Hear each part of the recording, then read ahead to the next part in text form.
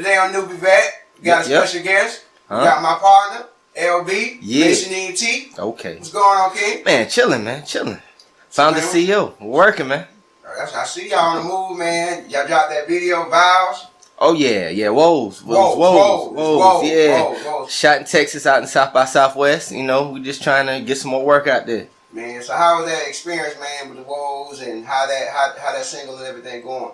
It was dope, man. Like, we went down there and just looked for videographers. We shot 2 videos in one day, which is hard to do. It's hard to find people to put stuff together. Like, they came to us, met us downtown, we put it together, and we just shot it. Like, it was all love in Texas. All love. That's what's up, man. So, Texas is a different world than Carolina. Man, it's the South, though. Like, and they gravitate to you. So, like, they ask you where you from, you say South Carolina. Oh, yeah, you from the South. And that's what they look for. Like, it's different. I love it, though. Yeah, man, that's what's up, man. So, y'all been traveling, man, doing shows and stuff like that. Like, what other places y'all aiming to do shows at?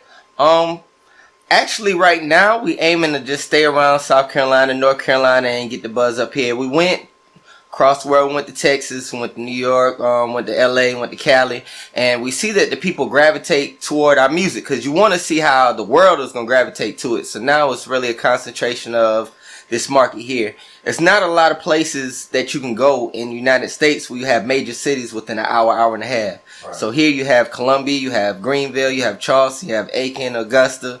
Like, you have a lot of Florence, you have a lot of major markets where you can get a big fan base in an hour, hour and a half. Like, other states, you got to drive 3 or 4 hours to get to the next major town. So it just makes sense to build here. Yeah. So that's what a lot of artists don't, you know. I was talking to another cat who was interviewed, and we was talking about J.Paul. We were talking about J.Paul the Great. I was talking to him. He was mostly talking about you want to be in a good place where you're not only like maybe an hour or 2 away from certain places. Like, you know, if you're in Augusta, you're close to Atlanta, you're close to Savannah, you're close to North Carolina. You know what I'm saying? So, so you think it's wise for artists to go live in the major cities to try to get closer to their goal, or you think it's best for them to target the smaller cities first?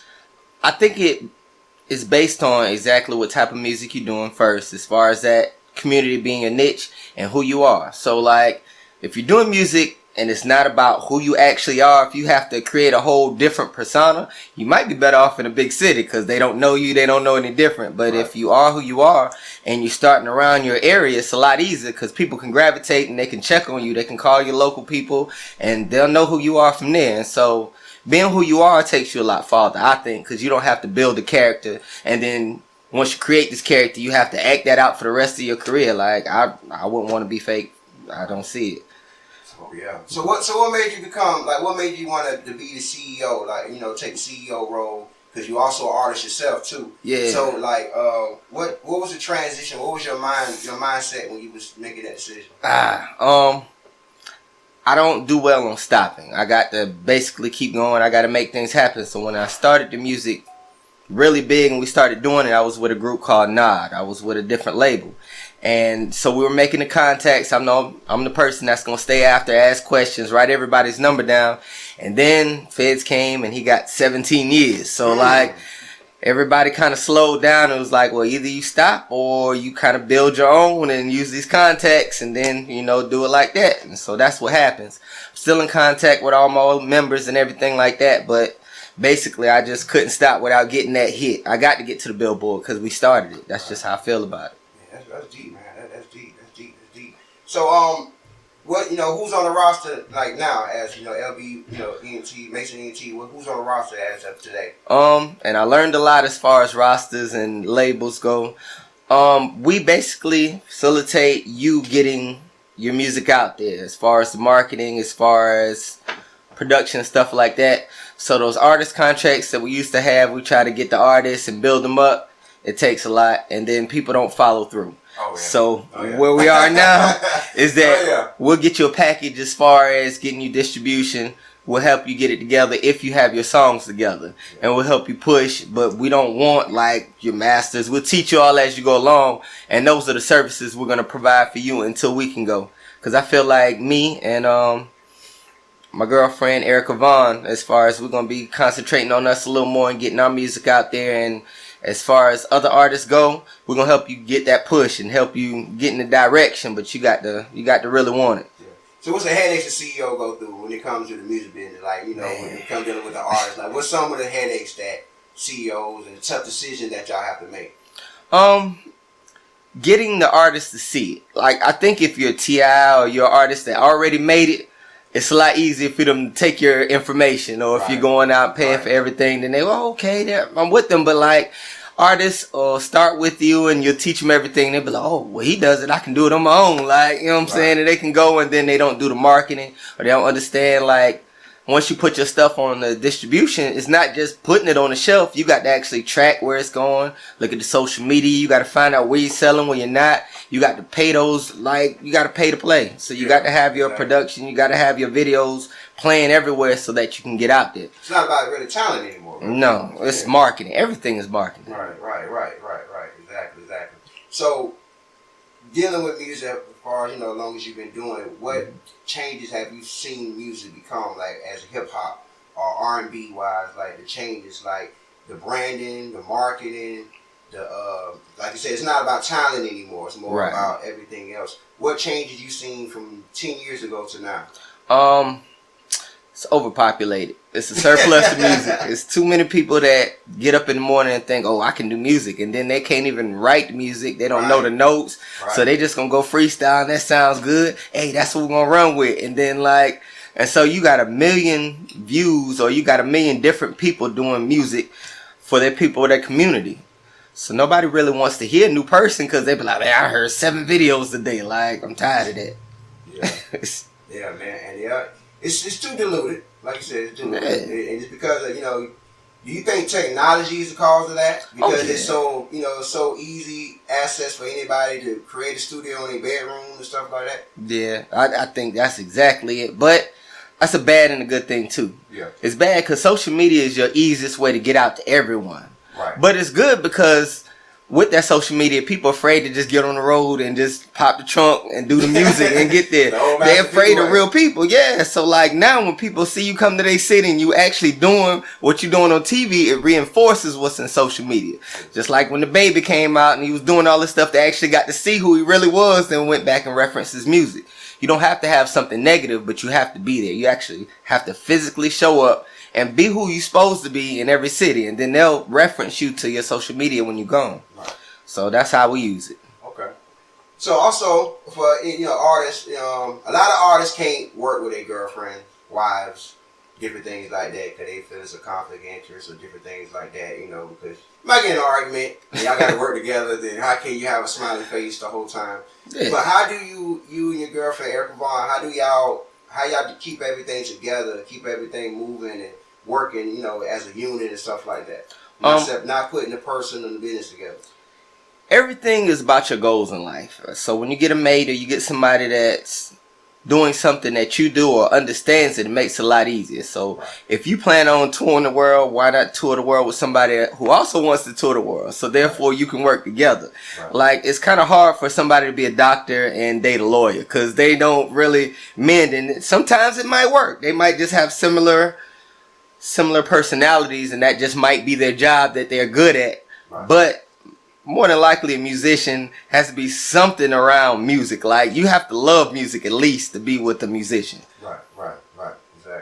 Exactly. So, child support. 2020. Do you think some changes need to be made towards the men where it makes it more fair? Because it's like it's getting worse time after. The more time we get by, it gets worse. This is a hard subject for me because I actually have my son. Like, he's with me every day. I got to get up and go to school. So I'm just going to say that if somebody is not contributing and money is not enough, like, because the time you got to take out to take care of this person and the time you got to make babysitters and everything, if you haven't done anything for your son, you deserve every bit that they give to you in that court. Like, because people think, oh yeah, I paid, or they want this much. But like, even if they didn't have to pay that much, they don't calculate the babysitters, the time you have to miss work to go to the doctor's appointments, having to keep up with all this stuff. Like, when they get sick, and you really got to take time with your kids. It's not just weekends or like once a month. Like, you got to talk to them because the world is messed up. Like, and people don't understand their kids, and they try to be their friend and try to do this, and they're not your friends. Like, that's your most important job. So therefore, if you only go to your job once a month, you really deserve everything of course guaranteed. So I really can't find the sympathy for that one. Like, I know some people really do for their kids, and the baby mama might go above and beyond, and those are the ones that we might need to look at. But it's really hard because people will not see their kid or not do, or be like, oh, I'm going to the party, or I got hungover, I can't get up and get my kid. Like, and that's crazy to me because that's really your most important job. Exactly. As parents, man, it's our job is to, protect and show the the youth, different ways, so they don't have to grow up the way we grew up. You know? So speaking of kids, you heard about Alicia Keys, right? Yeah, I heard about it. Okay. I heard about it. She took her son to the nail salon. I don't know why, but she took her son to the nail salon to get his nails painted. He wanted rainbow paint. He did. And he said, "Mama, I don't like this. Can you take it off because they, people ain't gonna like it." Yeah. She told her son, all men get their nails painted. What you say about that? Well, I think her thing, from what I took from it, was that you don't really want to worry about what the world is worried about. You want to just do what makes you happy. But yet, I don't agree with it. I feel like you got to kind of worry, like, the world is not just you. So therefore, it should become some type of communication between people. But people can't just do everything they feel like just because they feel like. Like, it has to be some kind of structure to everything. Without structure, there's chaos. And when there's chaos, like, everything just falls apart. And so now I feel like we're in the time with same thing, getting back to the music. Everybody just feel like, well, I can do whatever I want. Like, I feel like everybody's a superstar. So we lose that factor where we understand that somebody has a talent. Like, somebody has a place, and let me find my place, what I'm actually good at. Because you might miss your actual prize of what you're actually good at trying to follow something that somebody else does and you're not good at it. Yeah, that's true. I mean, it's like it make you feel like parents losing power in certain areas. Definitely. Certain areas. You know what I'm saying? Which is sad, because, you don't want to take the freedom from your child, but at the end of the day, they're still your child. You know what I'm saying? They're young. Right. So. And that might come from the parents having to go through so much to get where they are, and then they feel like, I don't want my child to go through it like you said earlier. But yet, just because your child doesn't have to go through the same ridicule as you had to, you still have to let them go through things and build their character. Because if you wait till 40 years old to get ridiculed, or 30 or 25, that's where you really get the suicides, because they don't know how to deal with it. You got to go through things and deal with it and be able to actually talk to your parents while you're young, go through things. That's what teenage life is about.